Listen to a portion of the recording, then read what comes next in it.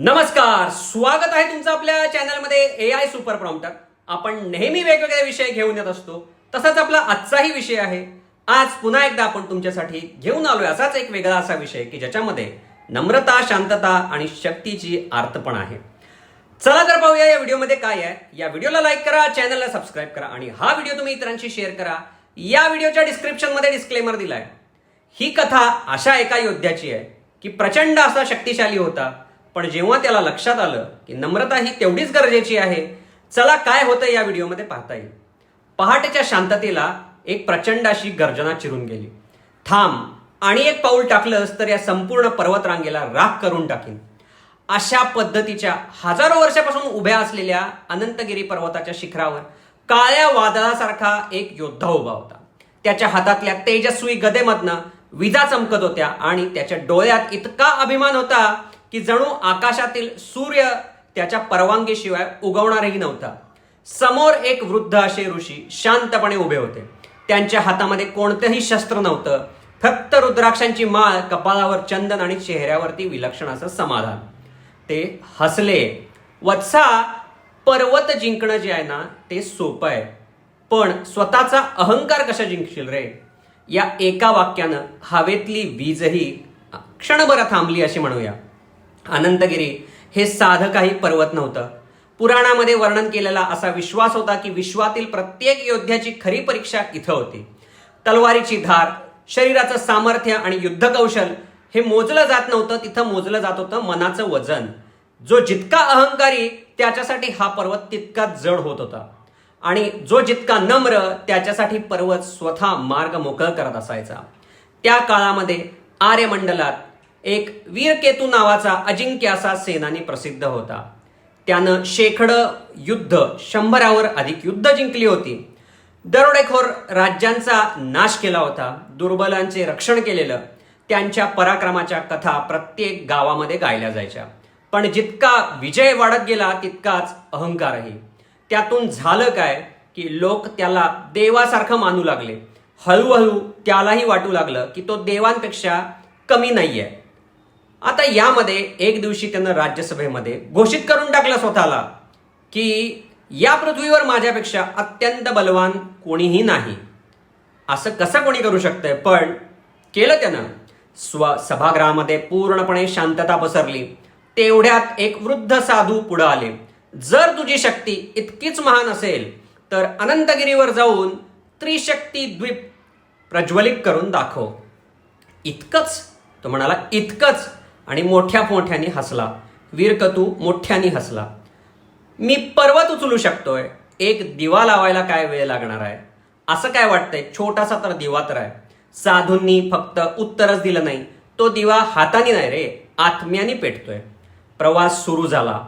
जसा जसा प्रवास पुढे जायला लागला, दऱ्या, कडे, बर्फ, वादळ, वीरकेतू प्रत्येक अडथळा आपल्या ताकदीनं पुढे मोडून जात होता. झाडं उन्मळून पडत होती, दगड सुद्धा फुटायला लागलेले. आता बऱ्याचशा गोष्टी, नद्या ओलांडल्या जात होत्या, दगड फुटत होते, झाडं पडत होती. पण जितका तो पुढे जायला लागला तितकं पर्वत हा अधिक अधिक उंच व्हायला लागला, मोठा व्हायला लागला, उंच व्हायला लागला. दिवस गेले, रात्री गेल्या, आठवडे गेले, महिने गेले. तो चालायला त्याचं चालणं चालूच होतं. शिखर काही जवळ येईना, काय करता जमेना. पहिल्याच प्रश्नात त्याच्या मनामध्ये आता संदर्भ किंवा संशय निर्माण झाला. हे कसं काय शक्य आहे. तेव्हा त्याला एक छोट्याशा गुहेत दिवा लावणारा एक बलशाली बाल साधू असा दिसला, म्हणजे छोटासा साधू दिसला. दररोज मंदिर तो स्वच्छ करायचा, पक्ष्यांना दाणं घालायचा, जखमी हरणांवर औषध लावायचा, आणि अशाच पद्धतीनं प्रत्येक काम करताना शांतपणे ईश्वराचं नामस्मरण करत राहायचा. वीरकेतूनं विचारलं, अरे ही कोणत्या प्रकारची तपश्चर्या तू करायला लागलायस. बालसाधू हसला, अत्यंत प्रेमळपणे हसला. मी काहीही करत नाही आहे, मी काहीच करत नाही आहे. मी काय करायला लागलोय, मी इतका आनंदी कसा. हे सगळ्या प्रश्नाचं उत्तर, कारण मी स्वतःला अजिबात मोठं समजत नाहीये. वीरकेतूनं उपहासानं हसत हसत विचारलं, अरे पण यानं शक्ती मिळती काय. काय होतंय असं हे करून? बालसाधू म्हणाला, शक्ती मिळते शस्त्रांनी, पण ती योग्य दिशेला चालते कशामुळं? तर अर्थातच भक्तीनं चालते आणि ती लोकांच्या हृदयामध्ये मिळते ती नम्रतेनं. त्या रात्री वीरकेतूला आता झोप येईना, अजिबात झोपायला शक्य होईना त्याला. त्यानं पहिल्यांदाच स्वतःच्या मनामध्ये डोकावून बघितलं. त्याला आठवायला लागलं, सगळं पुन्हा आठवायला लागलं. युद्धामधला प्रत्येक जिंकलेला भाग, प्रत्येक विजय, प्रत्येक गर्विष्ठ अशी त्यानं केलेली घोषणा आणि प्रत्येक वेळेस त्यानं एखाद्याचा अपमान केलेला सगळं त्याला आठवायला लागलं, अगदी जसंच्या तसं. आणि त्याला जाणवलं तो लोकांसाठी लढत नव्हता, लोकांनी त्याचं कौतुक करावं, त्याला प्रेमाने म्हणावं की तू अत्यंत बलशाली आहेस म्हणून तो लढत होता. पहिल्यांदाच त्याच्या डोळ्यामध्ये अश्रू आले. त्यानं आपली गदा आहे ती खाली ठेवली, दोन्ही हात जोडले आणि म्हणाला, हे देवा, डोळे मिटले, हे देवा, आता काय करू मी?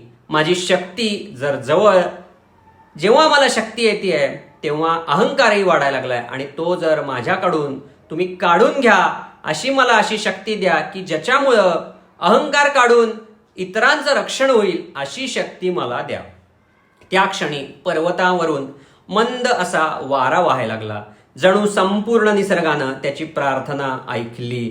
दुसऱ्या दिवशी काहीतरी विलक्षण असं घडलं. कालपर्यंत अडथळा वाटणारे दगड आपोआप बाजूला व्हायला लागले. काटेरी झुडपं फुलांनी बहरली. धुकं दूर झालं आणि शिखर आता स्पष्ट दिसायला लागलं त्याला. वीरकेतूनं आश्चर्यानं विचारलं, मनाला विचारलं, स्वतःला विचारलं आणि मोठ्याने तो जेव्हा पुटपुटायला लागला, हे कसं झालं? तेव्हा तेच वृद्ध असे ऋषी पुन्हा एकदा समोर आले. पर्वत बदलला नाही मित्रा, पर्वत बदलला नाही वत्सा, बदल आता तुझ्यात झालाय. शिखरावर पोचल्यावर त्याला सुवर्ण असा दीप दिसला. आता त्यानं अनेकदा अग्नी असा निर्माण करण्याचा प्रयत्न केलेला, पण सुरुवातीपासून जे काय अपयश येत होतं, आता मात्र जेव्हा सगळं बदललं तेव्हा त्यानं शांतपणे डोळे मिटले. हृदयामध्ये ईश्वराचं नामस्मरण केलं, दोन्ही हात जोडले आणि मनात एकच भावना ठेवली की ही शक्ती जी आहे ती माझी नव्हे, तर हे परमेश्वरा, ही शक्ती तुझी आहे आणि तुझीच राहू दे आणि तुझीच राहणार आहे. क्षणात दीप स्वतः प्रज्वलित झाला. मोठ्यानी तो पुन्हा एकदा तो जो प्रज्वलित झालेला दीप आहे तो पूर्ण पर्वतावरती पसरला. प्रकाश पर्वतापुरताच फक्त मर्यादित नाही राहिला, तर तो पूर्ण ब्रह्मांडामध्ये पसरायला लागला. त्या प्रकाशामध्ये युद्धभूमी शांत झाली. जी काय भांडणं होती ती सगळी मिटली. रुग्णांच्या चेहऱ्यावरती आशा आली. भुकेलेल्यांना अन्न मिळालं आणि लोकांना समजलं की खरी शक्ती नाश करत नाही, तर ती खरी शक्ती जी असते ती संरक्षण करते. परमेश्वरा, राज्यात परतल्यावरती वीरकेतू आता पूर्णपणे बदललेला होता. त्यानं कधीही स्वतःच्या पराक्रमाची नंतर स्तुती केली नाही किंवा आणि काही केलं नाही. विजयाचं जे काय श्रेय होतं ते त्याच्या सैनिकांना देऊन टाकलं. शत्रूंना त्यानं पुन्हा एकदा संधी दिली. गरिबांसमोर राजा नव्हे तर सेवक म्हणून उभारला. लोकांनी विचारलं की बाबा असं कसं झालं? तुझी सर्वात मोठी शक्ती आता काय आहे, कोणती आहे? तो हसून म्हणाला, हे बघा, पूर्वी मला वाटायचं जी गदा आहे ती माझी शक्ती आहे, पण आज कळलं की ती शक्ती गदा नसून ती शक्ती आहे त्याची आता नवीन असलेली शक्ती, जी म्हणजे नम्रता. काळ पुढे सरकत गेला. वीरकेतूची शस्त्र संग्रहालयामध्ये गेली. राजवाडे आता काय झाले, इतिहासांमध्ये बरंच काही गोष्टी विलीन झाल्या. साम्राज्य बदललं, पण अनंतगिरीच्या त्या शिखरावर आजही एक दीप अखंड तेवत असल्याचं सांगितलं जात आहे. असं म्हणतात की जो दीप त्या राजांनी लावला त्या दीपासमोर उभा राहून शक्तीची जो कोणी याचना करतो त्याला ती फक्त मिळत नाही. जो भक्तीने नतमस्तक होतो आणि नम्रतेनं म्हणतो की माझ्याकडून तुझं कार्य घडू दे, त्याच्या जीवनामध्ये अशी शक्ती जागृत होते की जी तलवारीतही नसते, की जेव्हा आणखीन कशामध्ये नसते, ती फक्त करुणेमध्ये असते. जिंकण्यामध्ये नसतं, तर ही जी उभं करण्यामध्ये जी शक्ती आहे किंवा ह्याच्यामध्ये आहे त्यामध्ये असतं, राज्य करण्यामध्ये नसतं, तर सेवा करण्यामध्ये हा शक्तीचा भाव असतो. हे सगळं कारण असं जे कोणी तिथं प्रार्थना करतात त्यांच्या बाबतीत आहे. शक्ती जेव्हा भक्तीने पवित्र होते आणि नम्रतेने अलंकृत होते तेव्हाच त्या देवत्वाला स्पर्श करते, अन्यथा ती केवळ सामर्थ्य राहते, कल्याणकारी शक्ती होत नाही. चला, आजचा व्हिडिओ संपलेला आहे. तुम्हाला हा व्हिडिओ आवडला असेल तर लाईक करा, सबस्क्राईब करा या चॅनलला आणि हा व्हिडिओ तुम्ही इतरांशी शेअर करा.